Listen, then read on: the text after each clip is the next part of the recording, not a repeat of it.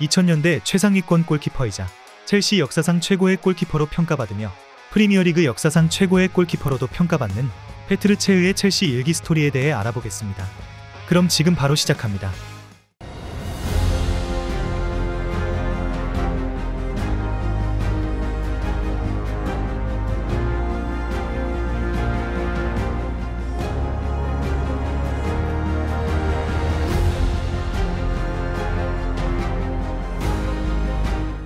체흐는 당시 쿠디치니의 백업으로 영입된 선수였습니다.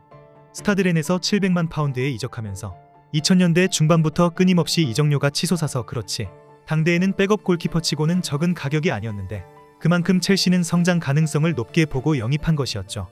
그렇게 첼시로 합류한 체흐는 04-05 시즌 무리뉴 감독이 부임한 이후 프리시즌에 주전 골키퍼 쿠디치니가 부상으로 빠지자 체흐가 주전 골키퍼 장갑을 끼게 되었고 그는 데뷔전인 맨유전에서 무실점으로 승리를 견인한 것을 시작으로 리그 1025분 연속 무실점이라는 대기록을 세우게 됩니다.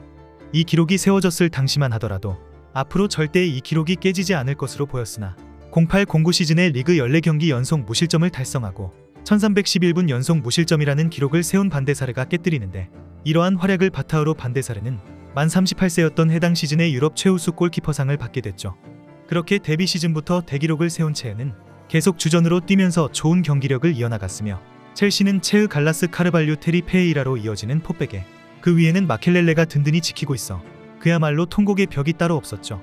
결국 리그에서 그 유명한 15실점 우승을 달성하며 역대 최소 실점 우승을 기록했고 체흐는 이후 붙박이 주전으로 올라서게 됩니다.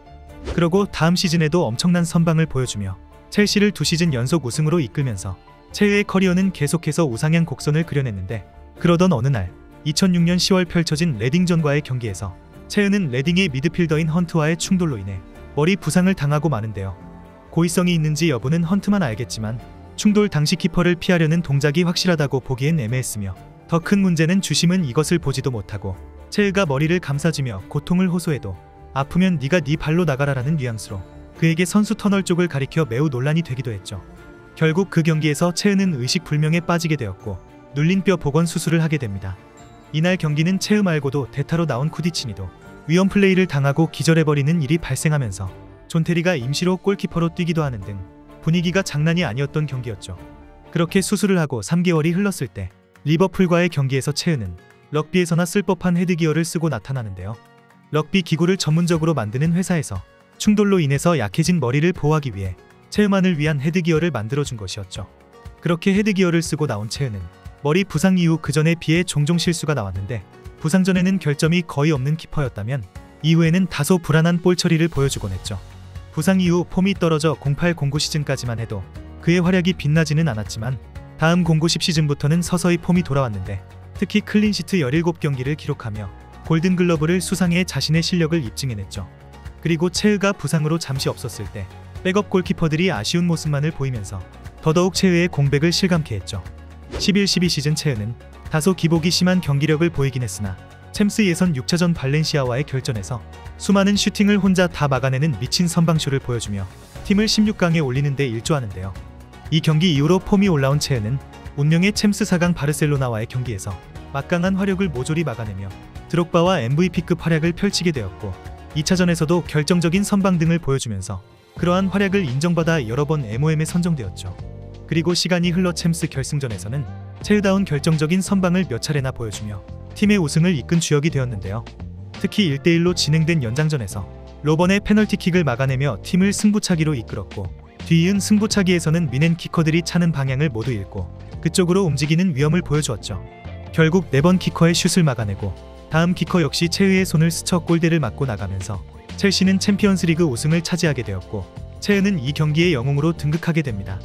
결승전이 펼쳐졌던 날이 체흐의 생일이었는데 자신의 생일에 팀 역사상 첫 챔스 우승이라는 선물을 받았고 엄청난 선방쇼를 보여주며 경기 MOM까지 받아가나 싶었지만 후반 극장 동점골을 넣은 드록바가 MOM을 차지했는데 체흐가 받았어도 전혀 이견이 없었을 정도의 활약이었죠.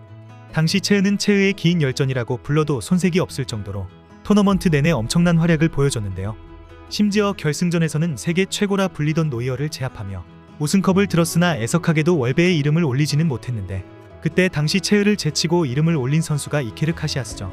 당시 카시아스는 리그 우승과 유로 2012까지 우승하면서 커리어로 최후를 눌렀다고 볼 수 있으며 당시 카시아스도 최후 못지않게 엄청난 활약을 펼친 선수였죠.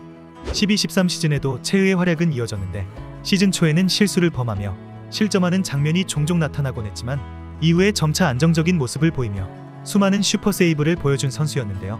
특히 빅매치에서 중요한 선방을 보여주며 강심장의 모습을 보여준 최은은 유로파리그 결승전에서 팀이 내내 밀리는 상황에서도 홀로 골문 앞에서 안정적인 모습을 보였고 당일 유일한 실점도 페널티킥으로 인한 실점이며 필드골은 한 번도 허용하지 않으면서 덕분에 팀은 2대1로 승리해 지난해에 이어 유럽 대항전 우승을 경험하게 되었죠.